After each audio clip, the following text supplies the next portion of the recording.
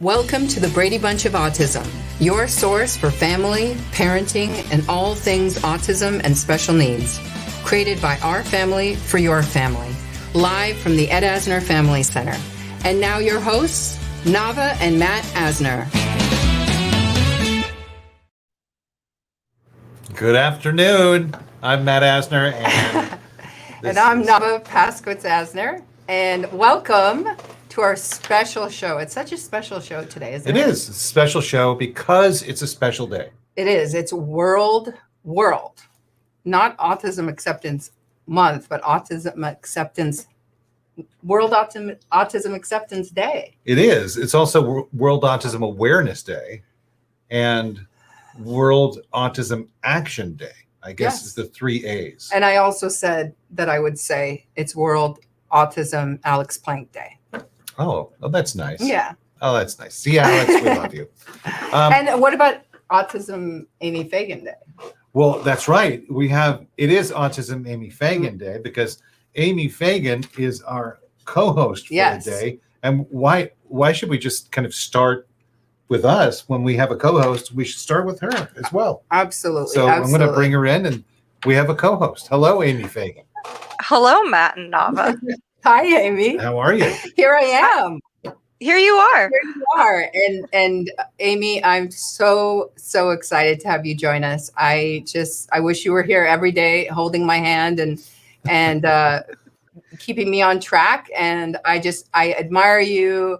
I love what you're doing for our community. And I'm so glad that you can be a part of this amazing day. I'm really excited to be here as well. And I'm really appreciative of the fact that your organization and your community brings autistic voices to the front so consistently.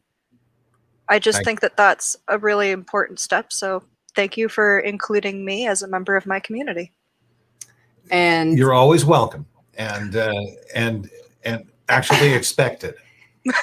And honestly, Amy, I wouldn't want to put my whole heart into something that didn't have a person like you shoulder to shoulder working with us and creating programs. And I wouldn't, there's no other way I would want to do this. And so I think that organically, because Amy was here from the very, very beginning, when we didn't even have a space, we were just orphans, kind of wandering around. Gypsies. Gypsies. I definitely Wanderers. We were wanderers, and Amy came into our lives and really saw the center created and helped. I believe with all my heart that our center is fully inclusive because of you and your voice and you knocking me on the head and say, this is how you have to do it. And to me, it just made perfect sense. And I can second that. You've been and then I knocked him on the head and he said yes. You've been an incredible source of inspiration for both of us, but I would say most definitely for Navah. Yes. Well, Amy and I get each other. Source of inspiration. We get each other in a way that you couldn't understand. That's right. So I have a distinct memory of you, Matt, actually. You and I walking down a hallway, just having a casual chat. I think it was probably started about fish. But you turned to me and told me how I had impressed upon you how important it was to have autistic faculty and staff directing the organization and how you felt that the organization had been better for it. I agree with that 100%. And I hold it close to my heart. Me too. Well, just like I my stick to starfish. Look, I hold my starfish close to my heart.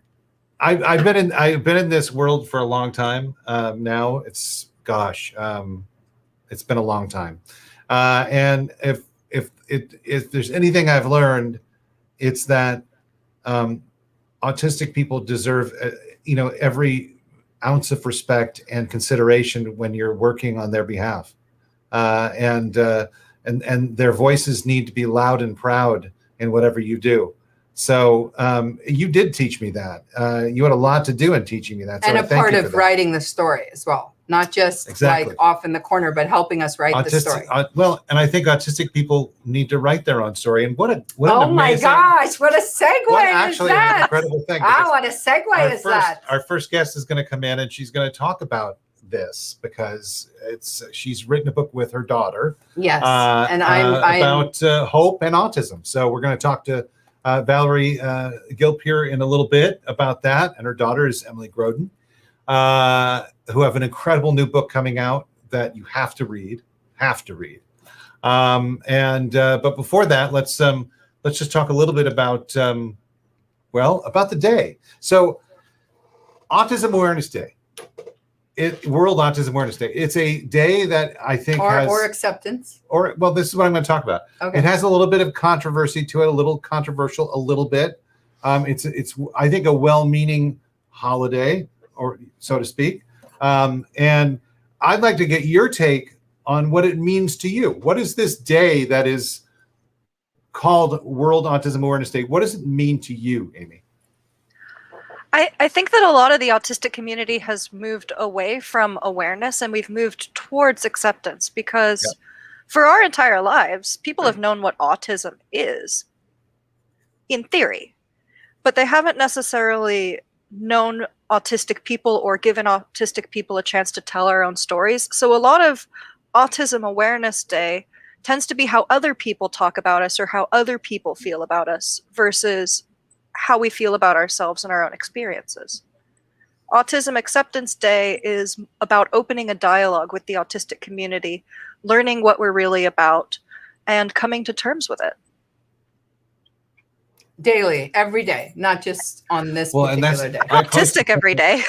Yeah. I posted, and I'm a spaz every day, so it's like I posted something this morning that kind of says that a little bit. It says, I think I said every day is autism day. I didn't say awareness or acceptance. Mm-hmm. I said every day is autism day because you as an autistic person is living as an autistic person. Right. And that is every day.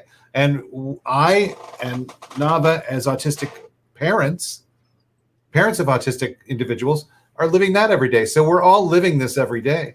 And everyone out there is living it every day because they're coming in contact with autistic people.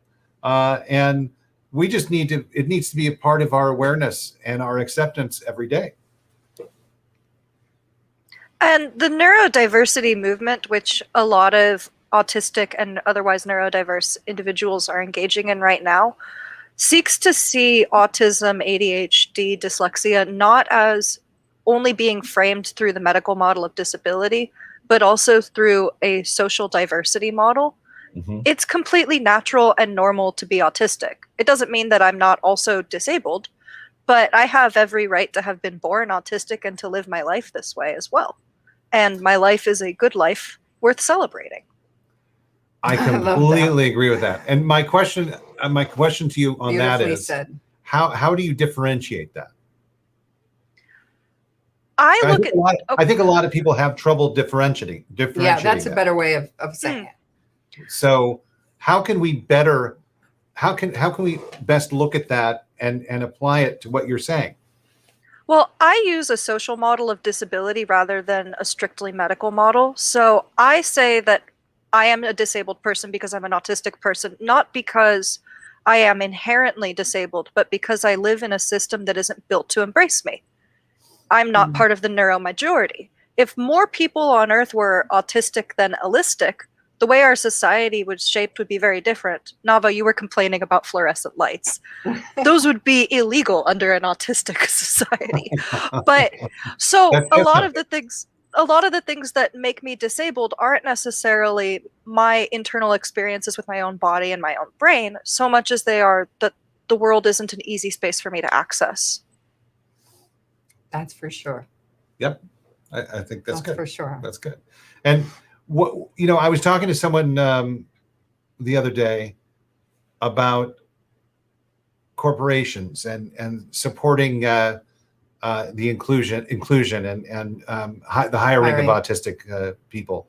Do you think it's we're moving towards a more of a, and I hate to say this, but I have to because I guess that's what I'm talking about, kind of a woke culture about autism in the corporate structure in terms of hiring? Do you think that's like we are with minorities and other disabilities? I mean, do you think? I think that overall we are making progress. I am concerned that sometimes corporations who are seeking to employ more autistic people aren't necessarily doing it from a fully informed standpoint of communicating with autistic people in order to address how they frame it or what their hiring practices are. But I have seen, especially in tech, a lot of large companies and corporations looking to hire autistic people for our skill set specifically. And I think that that's been really valuable. I think the big concern for corporations moving forward from this stage we're at now is ensuring that their company policies and social structures are such that they can retain autistic employees and create a positive work environment. So it's kind of like walking the walk and talking the talk. Mm-hmm. So the whole package. And also the other employees, how they treat that particular it's interesting autistic employee. It's interesting. Navah and I did a talk at the FBI one year. Do you remember that? Mm-hmm. And we were giving this lecture and doing a Q&A afterwards. And someone stood up. Someone stood up, and she said, "You know, I just want to tell you, you've really kind of given me a lot of comfort and a lot of. I feel emboldened by what you're saying." And I just wanted to make sure that my coworkers understand that as an autistic person, I really, you know, I'm going to, you know, let everyone know that I'm an autistic person. So basically letting all of her co-employees that were in the room know that she's autistic and that she appreciated, you know, what was happening. So, but that she had worked there for many years, and that was the not the horror of it, but that was the unfortunate she felt thing that all those years that she might have been able to flourish so much more if she had had that ability to be supported in the way that she needed to be supported. And I guess that's what I'm talking about is that we built a culture in society where people try to hide that. And that's a terrible thing. That's an awful thing. So I was in the closet, so to speak, about my autism for years. I felt like if I just worked hard enough, I could cure myself and then nobody would ever have to know that I had been labeled autistic. There's a lot of shame, and I think that shame stems from misinformation in large part. I agree, and I've heard parents talk about that. I've heard parents say, well, I don't want the label. I don't want that. Yeah. I don't want the label. And it's like, what? Really? Don't you want to, you know, help and you know, but also to make their child feel there's something to be ashamed about if they're so adverse to that label, they're also adverse to the idea that the child is autistic in the child's opinion. If they overhear, because kids, and I know you've told me that, and I know so many other autistic friends who have said, I knew exactly what was going on the whole time. My parents thought that I wasn't aware of the conversations, and the parents always try to do it in a way that the kids don't hear, but the kids always hear. Right. And even if it's something like, I don't want them to have that label, then the child as well. I mean, it's we might not know exactly what's being talked about, but we know whatever it is secret and shameful. Yes, exactly. And that's what we end up internalizing. And that's why we're wearing red today, red instead, because we want to celebrate autism. A lot of the narrative around autism is, when it's external, it can be one of mourning and one of loss. We talk about my child vanished, or there's a missing piece, or I don't know if there's love. And that narrative doesn't serve our community. It serves to alienate us from the holistic population. It leaves us isolated, and it inhibits our growth rather than celebrating and embracing what makes us different and including that in the global community.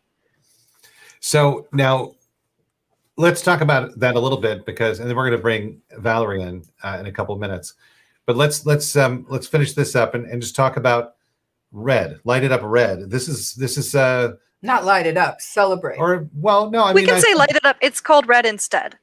Red instead. Thank you. Oh, so this is a kind of a campaign that's I think I heard it like maybe 4 years ago. It started maybe. Caroline is wearing red. 3 or 4 years ago.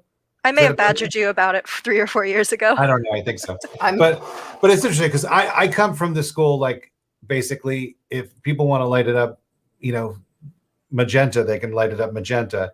I just think, it's their way of showing support for a community. I totally get what you're saying.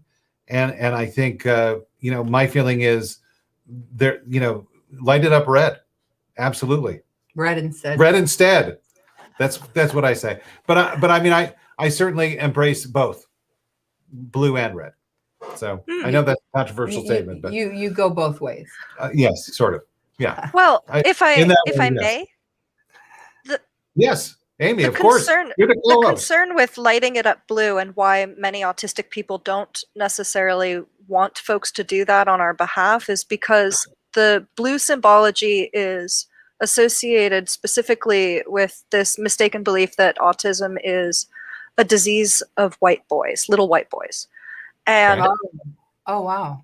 Yeah. So, and what that's done is over the years, we've seen a major disparity in diagnosis rates in women and people who are non-binary or non-gender conforming and racial minorities, because people aren't looking for the unique ways that autism manifests in different communities. We're only looking at little white boy autism, and that makes it hard for people to be identified and find their community. I get that.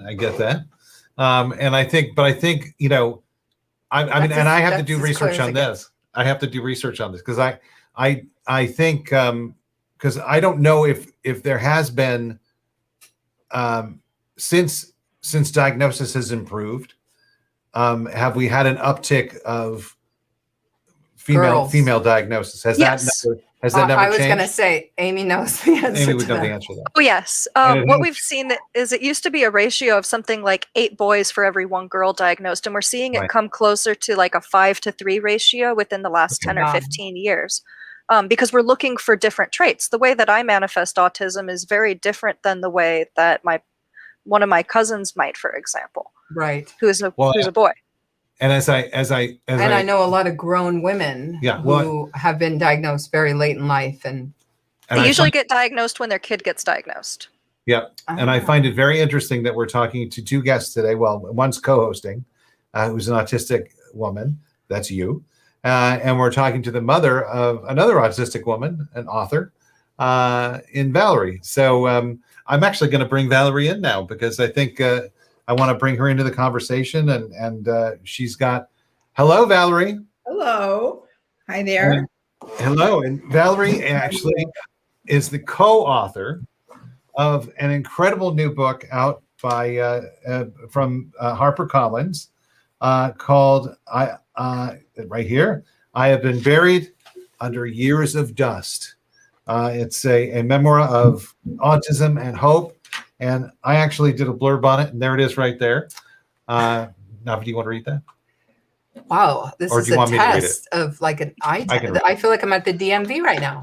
I can read it. Yeah, you better read it. Emily Grodin is a powerful new voice of a once voiceless generation. It is impossible to not be moved by the brilliance and beauty of her writing, and that's the truth. And so, Valerie. Yes. This is an amazing story, and we've known Emily and you for years, and you're an inspiration alone. You've been a special education attorney for many years, and won many cases, and fought the good fight. And were you actually inspired to go into that field from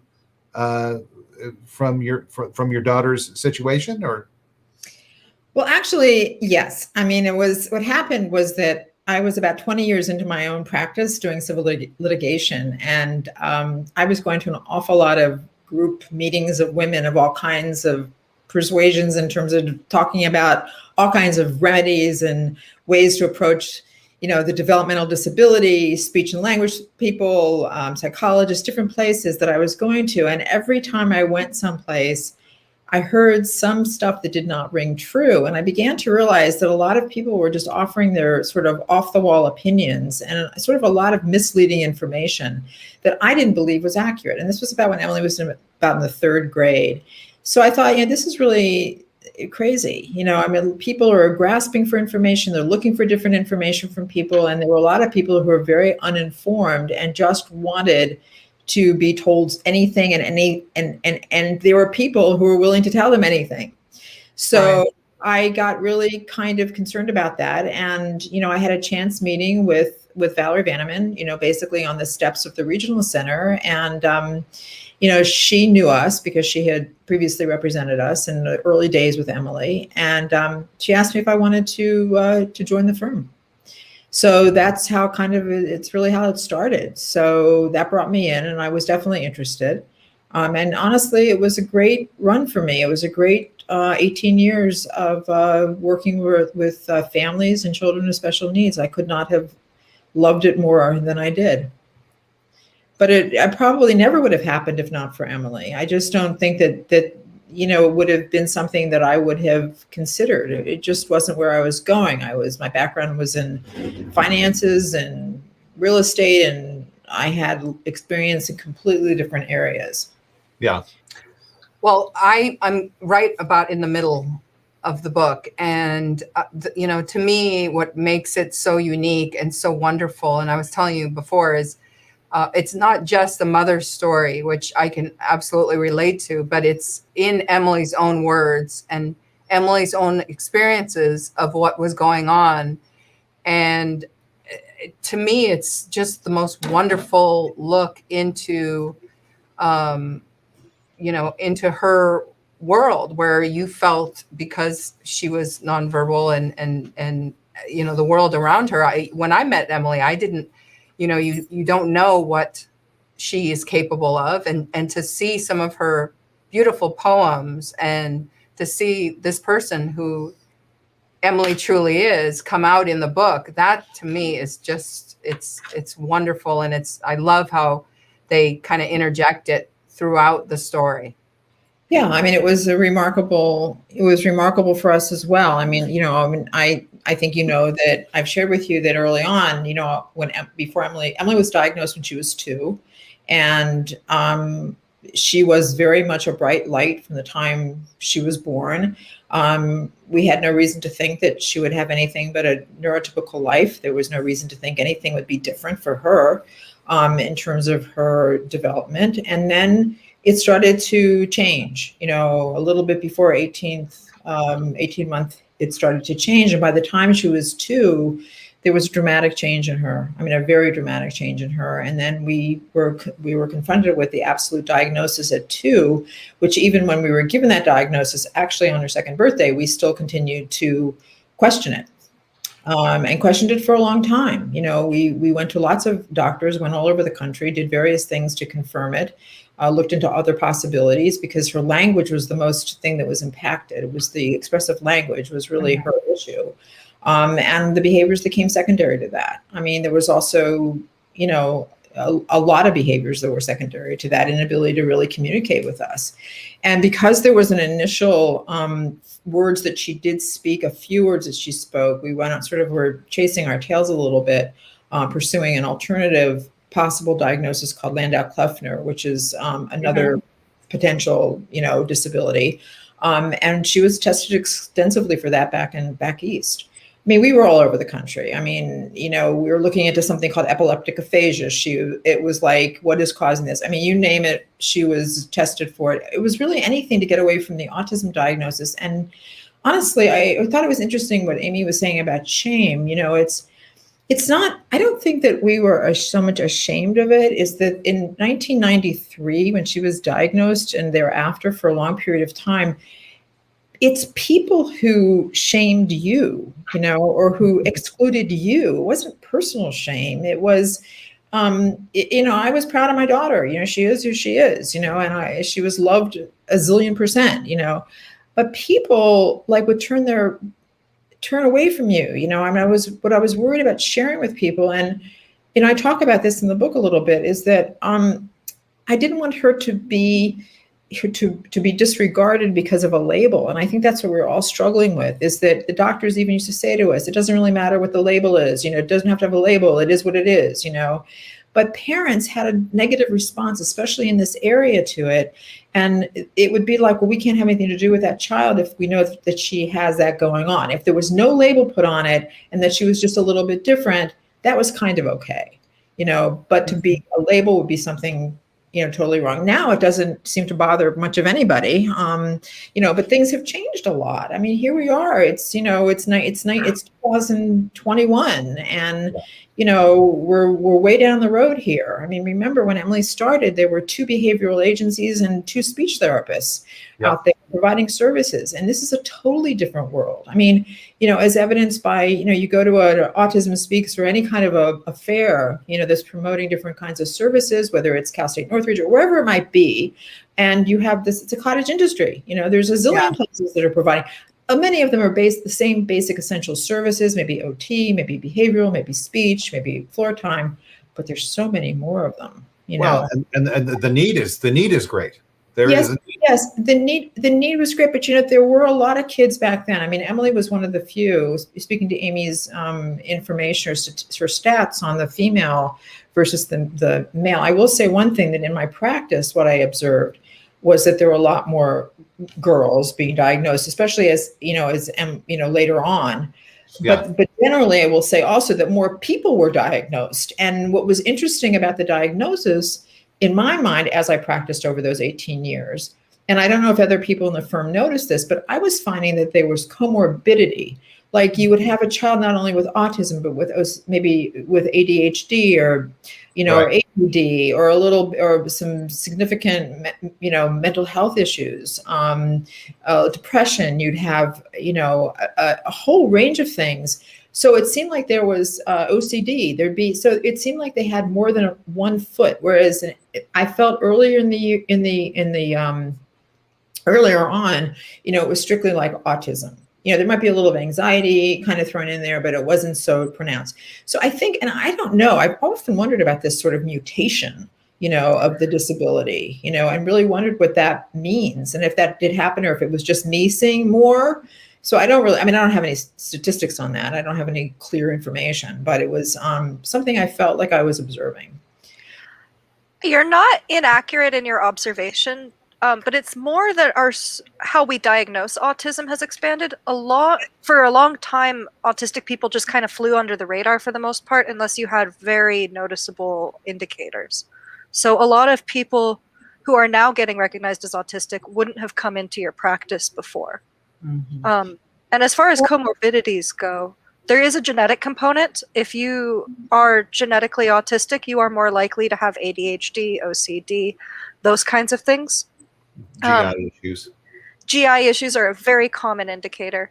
Mm-hmm. The depression and anxiety, in my experience, has been more emergent. Being autistic in a world that's not made for us is a traumatizing experience at times, and that can lead to the depression and anxiety you may see. Well, we're talking what I'm referring to is much younger children before they really have that full-fledged exposure. I mean, most kids that I was seeing were children that were, coming in, with their parents and the IEPs and IEPs. So, yeah. Mm-hmm. I mean, still children that were school aged. Although, I mean, typically we would start working with children. Hopefully we'd be working with children early on before things got too out of control. So a lot of that, but I certainly can understand. I mean, there were some cases, and this was later on. I mean, this was not, I started working there in 2002. And as things went on, I started to see a lot more severe behaviors in children also. I mean, severe behaviors like, table throwing 4-year-olds and, some significant stuff going on. A lot of behaviors that were really quite extraordinary, who also had the diagnosis. So there was that component. There was the meshing of the mental health stuff, and also the autism, the autistic-like behaviors. I don't know. I mean, I know that the expansion of the disability in terms of the medical model has certainly changed a lot, or the way we perceive it. I don't really think that it much matters. I think it's more the way that we choose to respond to individuals who have differences overall. And that's really the thing we're dealing with. when we talk about things you talked about earlier about inclusion and that sort of stuff, which I think is still a huge issue. I don't think that the inclusion has reached the level I do know that it should be, or even close to it. I mean, I am still shocked at, the types of positions that are offered people. Like Amy said, I mean, technical positions. Well, my daughter isn't a technical person. She's not a computer gal. She's a creative writer. She's a journalist. she's an expressive writer. I mean, she doesn't fall into that model of what a person's looking for, to be a person who sits at a computer and types things out necessarily, or who fixes computers or creates websites or any of that stuff. We've tried that because we thought early on, before we were aware of the fact that she was such an incredible writer and analytical. I mean, she is very analytical, and she can read a story and explain it. And she just did a paper at Valley College on climate change. I mean, she is very much that way. And those are not the jobs that are available to her. So those are the kinds, in terms of the broader picture. So that's one thing about inclusion and about job opportunities. And the other thing, again, which Amy hit on too, which I think is the acceptance, and which you did too, is the acceptance by coworkers. Yeah. This is the thing, I've talked to you guys about how I really struggled with the fact that, the regional center is all about, not ghettoizing our, the clients, about getting everybody out there into the public, and really eliminating these safe havens like yours, that do offer opportunities for people who are to be together. So for instance, and this is a troubling thing for me, because we all socialize with people who we are kind of like us, I mean, we might have friends that are not like us, but when you throw your feet up on the table, it's kind of nice to feel like you're not being judged, and you're going to be most not judged by people who are more like you than who are not like you. So I feel really like this is such a disservice. Yes, I think inclusion is wonderful, and we promote it. I mean, you see in the book, we fought for like crazy for Emily to be included. I never ever wanted those special education classes. I wanted her included with everybody, no matter what. They knew what she was learning. I wasn't sure what she was learning, but I figured something was going on there. And we've created a world for her where she is included in college and everywhere we can, but she still likes to be with her people. Yeah. Right. She still likes to be with her people. And I think that's a very important statement there, Valerie. And I agree with you 100%. I think there are limits being placed on services now that are ridiculous because of the mandate for inclusion. Yeah. And I agree. It's crazy. It is crazy. I mean, it's completely crazy. I don't know. I don't know what the thought process. I mean, I don't know what the legislative history is. I don't really understand it. I mean, it's the same. Maybe it's the same thought process. We closed all the mental hospitals. The hospitals to help people. There. I don't know. But I think I really should actually. I think a part of it might be that on paper it looks good. On paper it looks good, but the people who are writing the laws, here we go again, aren't actually autistic. So I think that's part of the problem, isn't it? Tell Amy, tell Valerie about the course that you're taking. It's learning about. I don't want to even try to describe it. Let's put it that way.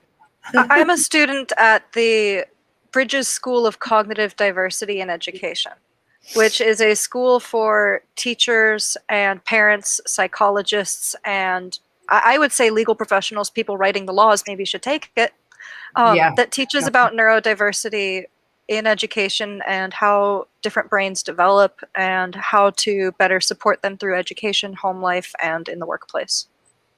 Is this part of Bridges School in Studio City? It's the graduate school. Oh, okay. So but it's affiliated. I work at the high school, so I actually I teach I know the populations. Well, I know the school quite well. So I want to yes and you, Valerie, as far as the value of safe spaces. I teach at a school for neurodivergent students, and I see them thrive and recover from the outside world in that community where their peers are their people. And admittedly, I can count on like a hand and a half how many friends I have that are neurotypical, because the people who I do want to put my feet up around and be vulnerable with are people at the end of the day who are similar to me. Mm-hmm. So I think it's essential that we create public spaces in schools and workplaces that are more accommodating and accepting of neurodivergent people, but not at the cost of taking away our sacred spaces where we're together. Well put. Well, we're going to count on you to lobby the regional Yes. center. There we go. I'm loud and autistic. I will talk at anybody. Matt and Navah can attest to this about my experiences and my opinions. Yeah, and you do it well, and you do it well. Valerie, Yes. I'm gonna steer this back a little bit towards the book, Okay. and you posted something the other day that I just want to read because it's Emily's writing, and it's okay if I read it. Which one is it? Oops, that's the wrong one. It's Fluttering. Right. That was written yesterday. Okay. April And 1st. you do a little setup for it because it's Emily. It's about Emily anticipating the upcoming event. Okay, and this is the event. This is the book release. The book release.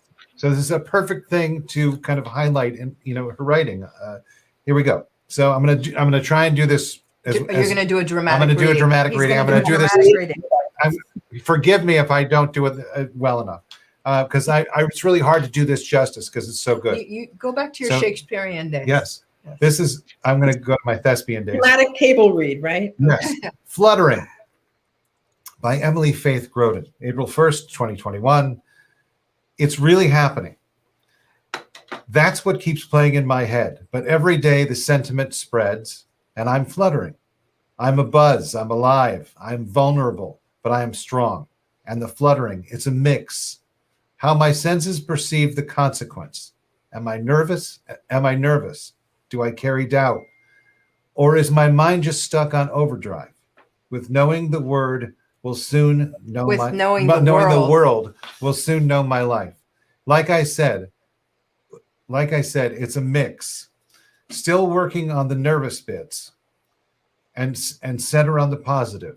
Remember the point, I tell myself. Remember why you started this. Remember your own journey could help someone else reach his. Still, I am fluttering. So, Beautiful. Wow. That's gorgeous, incredible, profound. What other adjectives do we have here? I mean, so it's such a reflection of her human sentiment, that she is, she's about to have her life basically opened up to the world. And, she's proud of it. She's, honored to do it. But she's scared about it in a lot of ways. And I think and so am I, because it's our family is opened up to what we've opening up in terms of what our journey has been. And doing it for a reason that I think is very legitimate, which is to give incredible hope to people that there are alternative possibilities to overcome limited verbal output in individuals with autism. And that these should be explored. These should be considered. Well, we could talk for hours on this subject. Especially with these two. We need to have another. I think we have to have we do actually. Like a 2.0. And I'll say that on Monday, you can tune in at 5:00 to our Facebook Live or the Ed Asner Twitter account,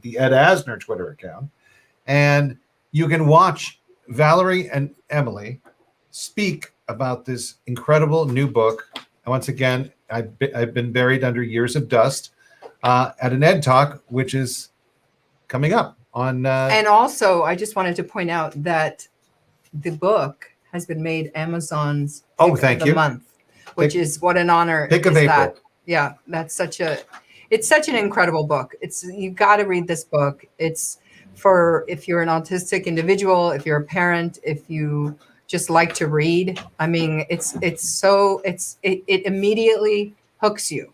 It immediately hooks you from the first page. And that to me is, as soon as I started reading it, I couldn't put it down. So Valerie, we're gonna say we wish you tons of luck with the Thank you. and Emily. And we will see you on Monday for the Ed Talks with Valerie Gilpeer and Emily Grodin. Where can I get a copy? You can get a copy on Amazon, from Book Soup, from just about any place. We have a website, valeriegilpeer.com or emilygrodin.com, and all of the sellers are listed there. And I've actually got a pre-order link up right now. This is actually the book, and you're going to have your own copy on Monday. And I won't give any parts away, Amy, but you're going to really love a couple parts in this book. So, Valerie, thank you so much. We'll see you on Monday. Thank you, Valerie. Nice to see you on all. Monday. Good. It was nice to meet you. Bye. So that was amazing. Yeah, incredible. Amazing. So everyone should read this book. Incredible. I've been buried under years of dust. You can get it everywhere. Like Navah said, it's the book of the month. Amazon book of the month in April. So I'm just going to set up our next guest really quick because she's has a limited time. We went a little bit over with our last segment. So Aretha Sills is the amazing instructor, longtime friend. Her grandmother was the amazing Viola Sills. Viola Spolin. Oh. But her dad was Paul Sills. There you go. That's why I got confused. But Aretha created the incredible, and actually Emily was in Aretha's program. So that's very interesting. Right. That's so we're going to bring out Aretha Sills. We're going to debut. We're going to go back to our original successful theater games program. And that's starting next week. Next week? Mm-hmm. So Aretha. Hello. Hi. Hey. Tell us about this class. And first of all, well, let's introduce Aretha to Amy, who is our co-host for World Autism Acceptance Day. And we were so engrossed in what the girls were saying that we apologize. We went over. Oh, no problem. That was very interesting and exciting conversation. Yeah. So Aretha, I'm so excited. We got this wonderful grant. Will you tell our community this about the amazing co-branded class? And how we brought this class, but we were able to offer it free because of this wonderful grant that Aretha received. So it's actually through Enrichment Works, which is a nonprofit, a Los Angeles-based nonprofit. They're in the Valley, and they their mission is to bring theater that inspires learning into LA area schools and community groups. And so we have 4 weeks of free theater game workshops at the Ed Asner Family Center. I'm very excited to be coming back, and this time on Zoom. Yeah, and actually we're almost full, so I'm hoping that we'll get our last few signups today.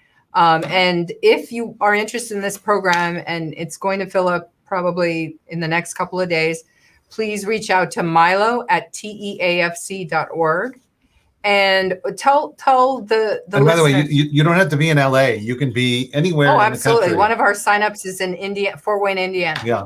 So, Aretha, really quickly, just tell us some of the things that you guys are going to be doing on the 4-week workshop. Yeah, well, we're going to be playing theater games, which are the basis of improvisational theater and improvisational theater games and exercises, but they're all based on traditional children's games.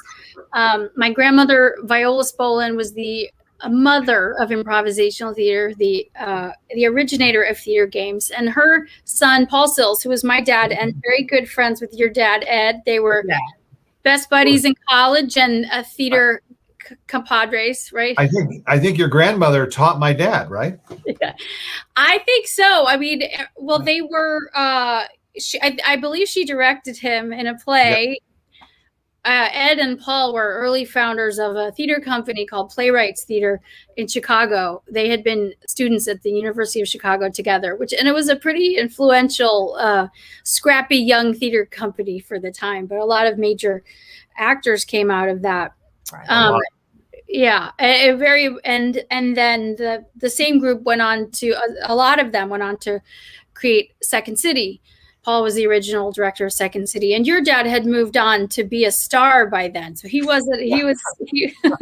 But he wasn't. He left improv behind. But Yeah.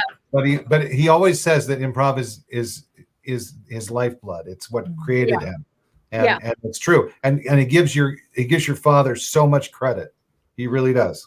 They really loved each other. I know that my dad's gone now, but he really, really loved Ed, and your dad has been so. The things he says about Paul, I love it. I love the way he describes him. But so Viola's theater games are the basis of the improvisational theater movement, but she was a social worker, and she started working with groups of kids at Hull House in Chicago, and a lot of them were first generation or immigrants and immigrant adults as well. And she was using theater games to connect people, bring them together for social work purposes. She was also she was interested in the theater, and so and she was working with a great teacher of social work whose name was Navah Boyd, who taught her every traditional game and children's game, and she believed that play helped people in so many different ways, right? It helped people to communicate, to connect, to heal past negative experiences. I mean, she believed play was a way, and in play she included storytelling and folk dancing and all forms of like the oral tradition.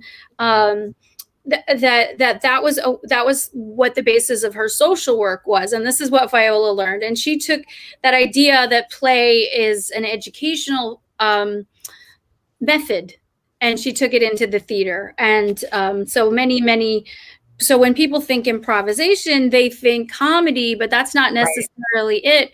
For us, play, as I learned from my dad, and of course he was a director of the theater, but it's always meant more than that to my family, that play and theater, they bring people together. It's about community, communication, learning that we are all part of the whole, and that's the games we'll be playing. We'll be playing traditional children's games that get people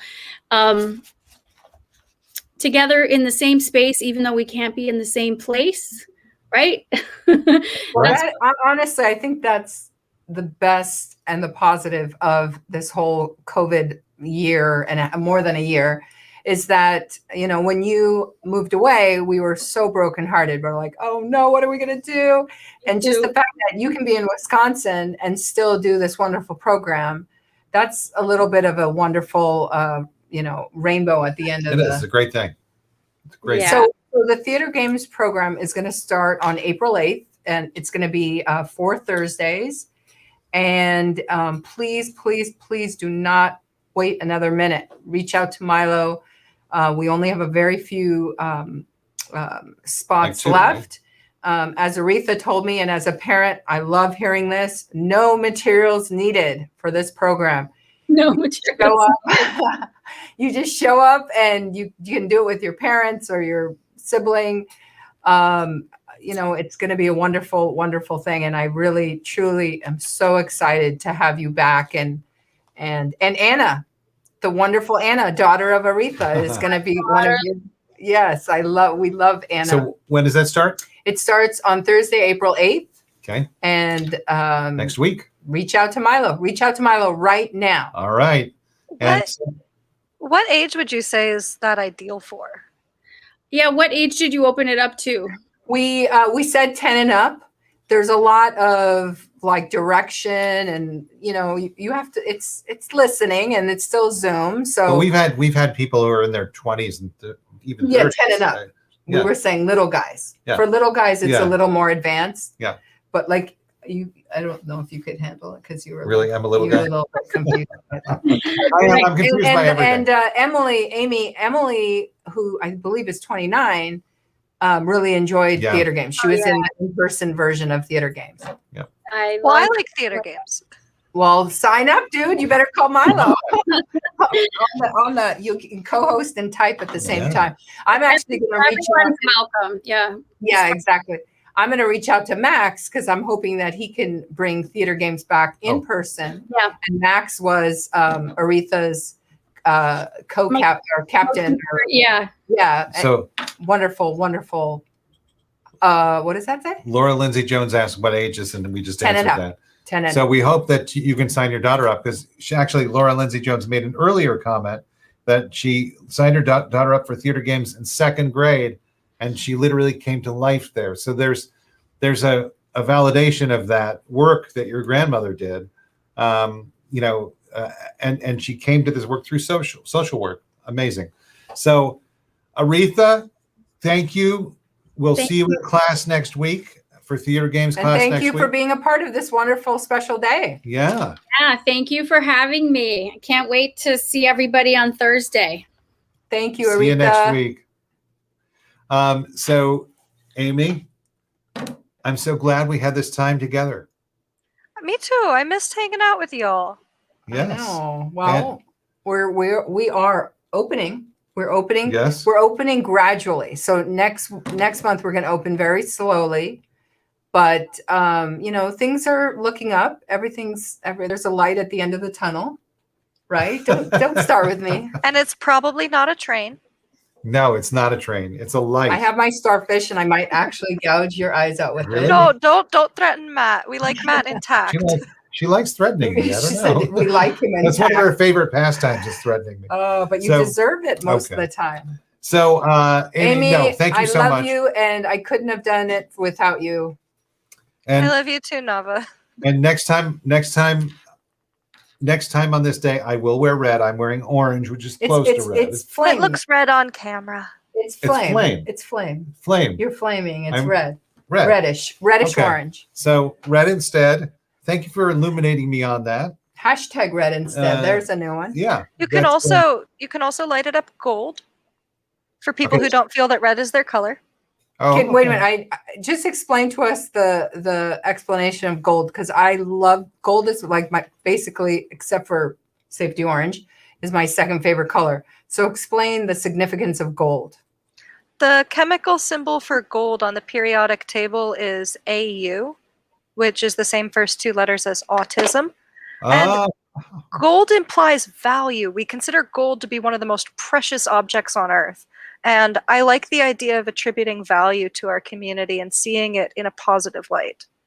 no, I got to tell you, Amy, I'm all for that. That to me makes wish the most sense. That Gold. I'm like a gold standard person. you I are. like that. You No, are, that's and great. I love this All those blonde. reasons are good. I think that you are suited to be a blonde because it's gorgeous. I love it on you. It's Well, gold. thank you. Gold. She's golden, gold. golden She's hair, golden. fleeced. Well, Amy, thank you very much. Say hi to Sketch. I will. Thank you for being our co-host for the hour. It was an hour. And we'll see you next time. Love you, It's Amy. been an absolute pleasure. Thank you again so much. All right. And to everyone out there, we say thank you. And we say until next time. We have a great show next week. Really good show next week. Almost as good as this one. Maybe a tad better. Oh, I don't that's know. saying a lot. But it's really good. This We have is- John Donovan and Karen Zucker next week, who wrote an incredible Pulitzer Prize finalist book called in a different key. In Different Key, and now have a motion picture Beautiful that you need to documentary. see called In Amazing. a Different Key of the same name. So they're next week, and until then, Happy World Autism Acceptance Day. and keep your seatbelts fastened.